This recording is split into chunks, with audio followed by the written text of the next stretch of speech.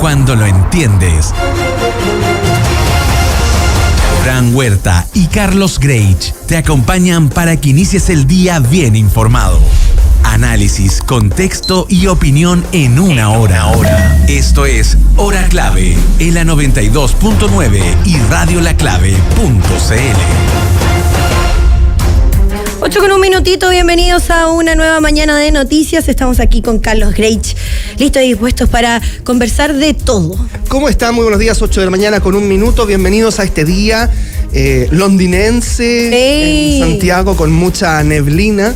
Y digo neblina porque efectivamente hay algo de visibilidad, pero hay que ir con mucho cuidado por las calles. Sí, está más lento el tránsito por lo mismo, así que vamos a ver cómo avanza la jornada con esta neblina preocupante, por supuesto, para quienes andamos en vehículo, y también se aproximan las lluvias y tormentas eléctricas en la capital. Estaremos atentos a ello durante toda la semana. Sí, hoy no, se supone, en el día no.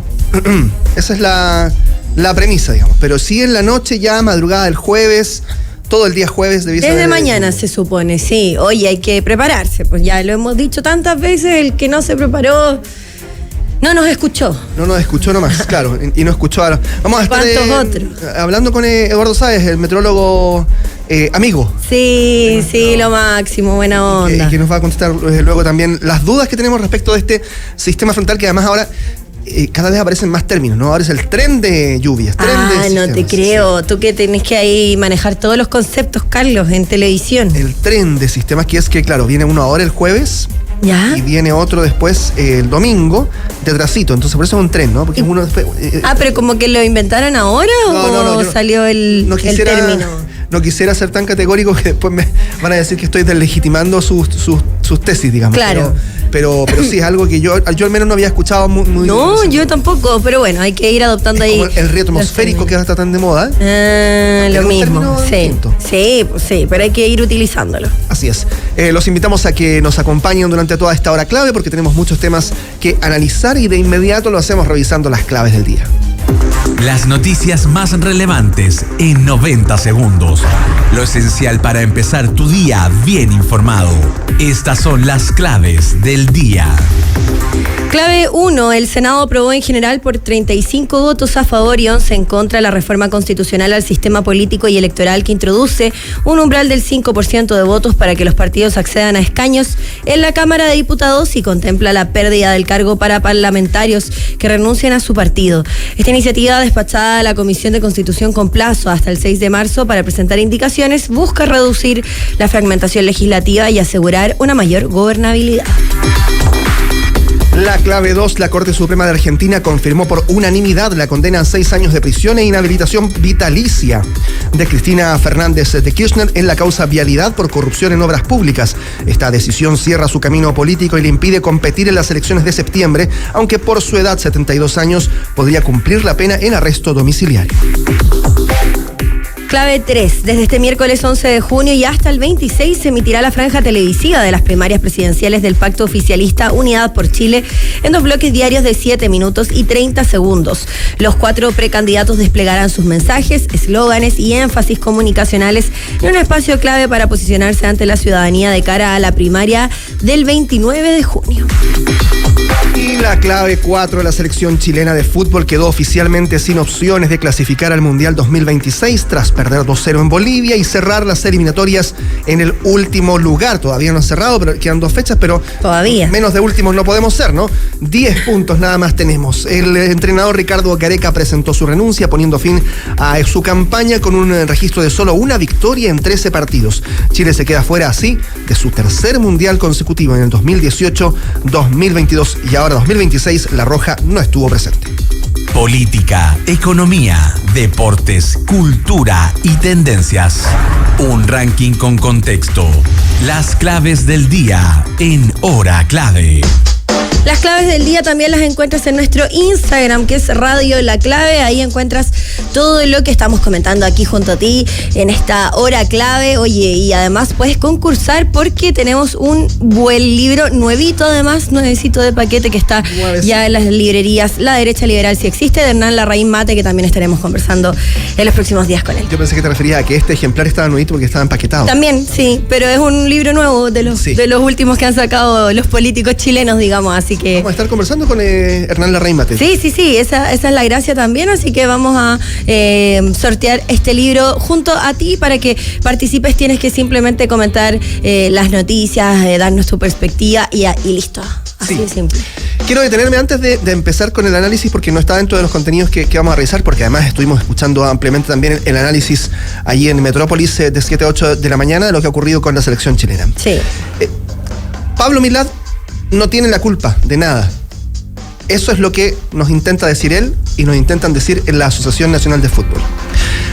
En una alocución absolutamente impresentable, el presidente de la Asociación Nacional de Fútbol dice: nosotros les entregamos todas las herramientas al entrenador, a los dirigentes, para poder hacer su trabajo. Ese es el trabajo de un dirigente, dice Pablo Milad. Entonces, excusándose y exculpándose de todo un proceso que no es único, porque es primera vez que un presidente dura 2 procesos clasificatorios y en los 2 queda eliminado y sigue en su cargo y quiere seguir en su cargo. Está fácil así.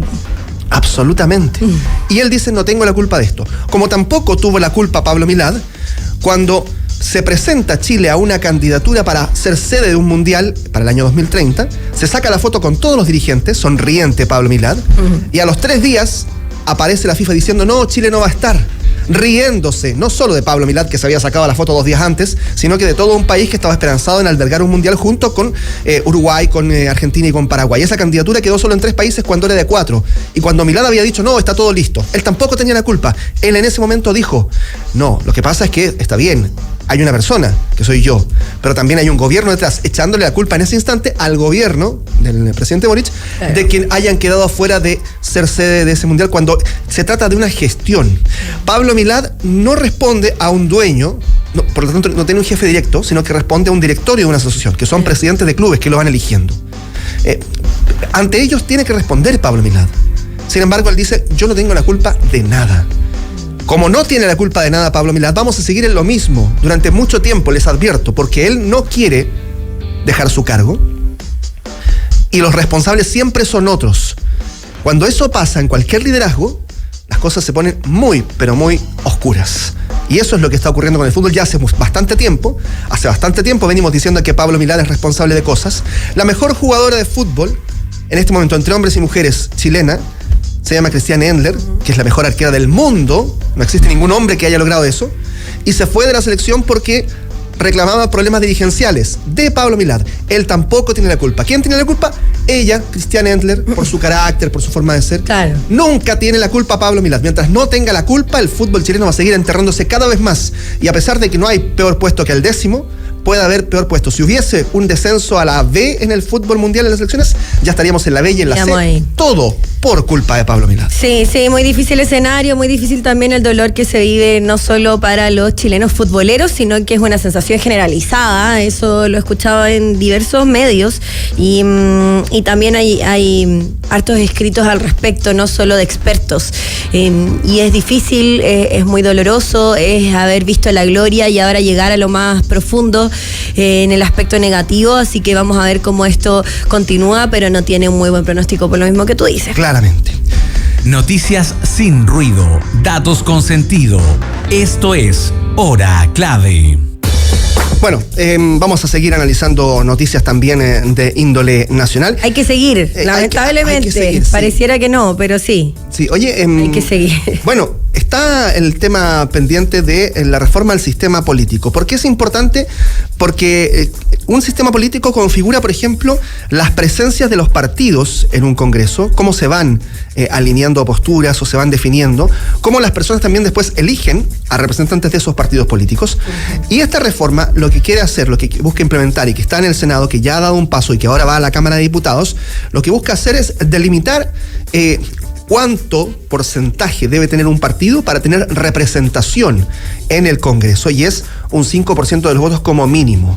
Hoy día en el Congreso Nacional hay 17 partidos políticos. Podrían llegar incluso a ser 21 en algún momento. Sí. Esa proliferación de partidos hace que muchas veces haya diputados que se unen a bancadas que no son de sus partidos, o que haya partidos que tengan representación electoral rápidamente y que luego se diluyan y empiecen a renunciar en cadena, que es lo que le ocurrió al Partido de la Gente. Claro. Eso es lo que se quiere reformar con este sistema, se quiere cambiar con esta reforma del sistema político, que por ahora ha tenido una tramitación súper larga, súper dilatada. Que tiene adeptos y detractores, por supuesto, y que también moviliza lo que vamos a observar del escenario político hacia los próximos años. Un cambio como este también podría influir determinadamente en lo que sería un nuevo presidente o una nueva presidenta. Exactamente. Ahora, sí hay un reclamo por parte de los opositores a esta reforma, y tiene que ver con el timing.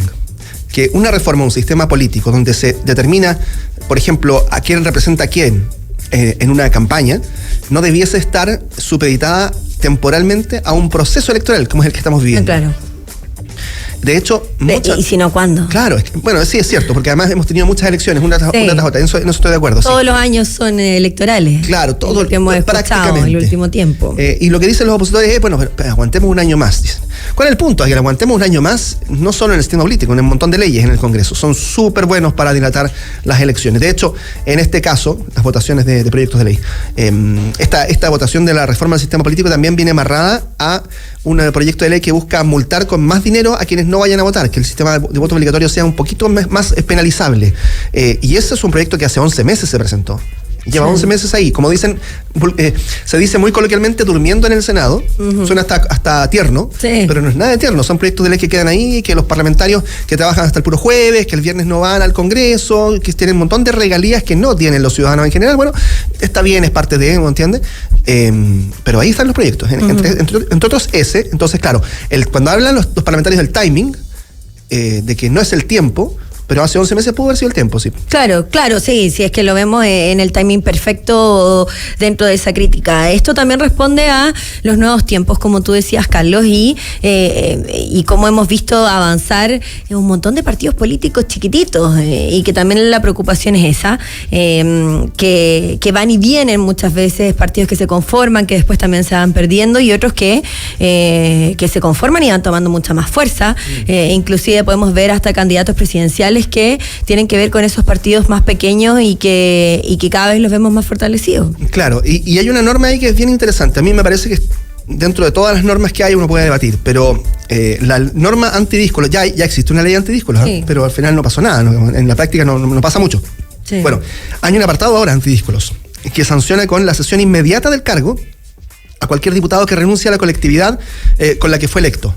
Me parece a mí, en esta basada al menos, que puede ser debatible al menos y atendible este criterio, tomando en cuenta que cuando un parlamentario, o cuando un candidato en general va y le dice a un elector, oiga, vote por mí, yo lo represento, represento una idea, pero también represento un partido. Si después renuncia a ese partido y sigue teniendo su cargo, claro, efectivamente ahí no hay una lectura... Congruencia. Una congruencia, claro. Justamente. Sí. Y además eso también es parte del análisis constante. Recuerdo que lo hablamos con Franco Parisi cuando vino aquí a nuestro estudio, y le preguntábamos también por la cantidad de figuras políticas, sobre todo diputados que han ido renunciando al Partido de la Gente, un partido que tiene una particularidad de ser un partido generado a través de lo digital, conformado y fortalecido a través de ese medio. Entonces hemos visto de todo el último tiempo, hasta claro. Eso.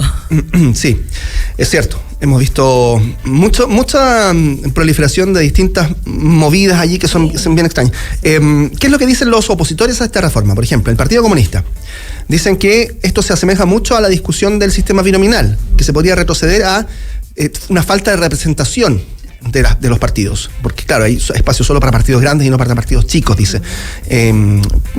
Bueno, hay ahí una lectura. Y lo otro es, por ejemplo, hay otros partidos que literalmente desaparecerían, como por ejemplo Demócratas. Y Demócratas desaparecería, obviamente de acuerdo al porcentaje, y dice que se debilita el vínculo de representación ciudadana en el Congreso. Claro, el punto es ese, ¿no? Es buscar un equilibrio, porque efectivamente no sé, 21 partidos, 30 partidos políticos, que después renuncien a esos partidos y queden como independientes de... El PPD, por ejemplo, casi no tiene representantes en la Cámara de Diputados. Son todos independientes PPD. Sí. Claro, y además tiene que ver con una historia del partido o no, porque, por ejemplo, Demócratas es un partido nuevo, pero tiene una representación que es muy reconocida por figuras como Jimena Rincón, Matías Walker, y que también la gente sigue vinculándolos con la democracia cristiana, pero son un partido en sí mismo nuevo ahora y que ya está conformado y que, bueno, tratan de destacarse por eso.